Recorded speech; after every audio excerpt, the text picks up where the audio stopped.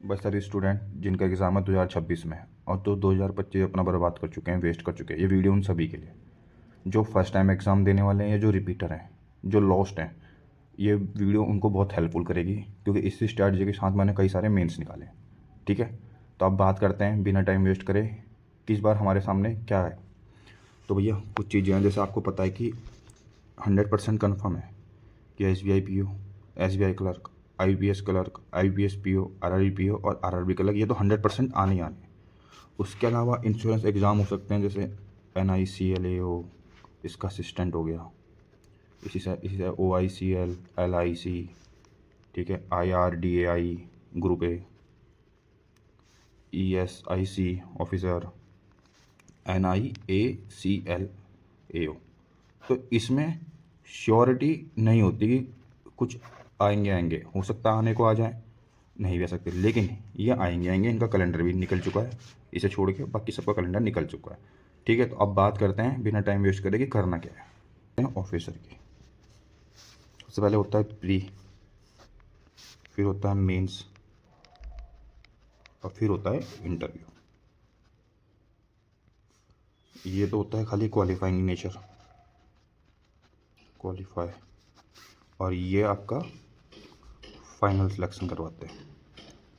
ठीक है, अब क्लर्क में बात करें, इसमें खाली प्री और मेंस, ये खाली क्वालिफाई होता है, ये इसमें भी क्वालिफाई होता है, और ये फाइनल सिलेक्शन। ठीक है, पीछे से बैकग्राउंड में साउंड आ रही ठक ठक ठक, इसे इग्नोर करना है। सबसे पहले बात है हमने वन लाइनर या स्पीड मैथ के रूप में। ठीक है, इसमें हम सिंप्लीफिकेशन करते हैं, सिंप्लीफिकेशन, अप्रोक्सीमेशन, ठीक है, नंबर सीरीज और linear, quad and cubic equation. ठीक है, इस बात को ऐसे समझो। अब बात करते हैं इसका जो नेक्स्ट है, अब बात करते हैं अर्थमेटिक की। ये सबसे ज़्यादा बच्चे इग्नोर करते हैं। ये पूरा अर्थमेटिक का एक सिलेबस लिख दिया मैंने आपके सामने टॉपिक वाइज। ये आपके प्री में भी होता है, प्री में जो इसकी वेटेज होती है वो 30% के अराउंड, और मेंस में ये 50% के अराउंड पहुंच जाती है। आप बोलोगे ऐसे कैसे, कि मेंस में जितनी भी दी जाएगी क्वेश्चन आएंगे उसमें कहीं ना कहीं इन अर्थमेटिक के किसी न किसी टॉपिक का यूज़ हो रहा होगा। ठीक है, तो अर्थमेटिक में आपको इग्नोर नहीं करना है, यहाँ से शुरू करना है और यहाँ तक जाना है। हो सकता है कुछ चैप्टर आपके स्ट्रॉन्ग हो, कुछ वीक हो, लेकिन पढ़ना सबको है।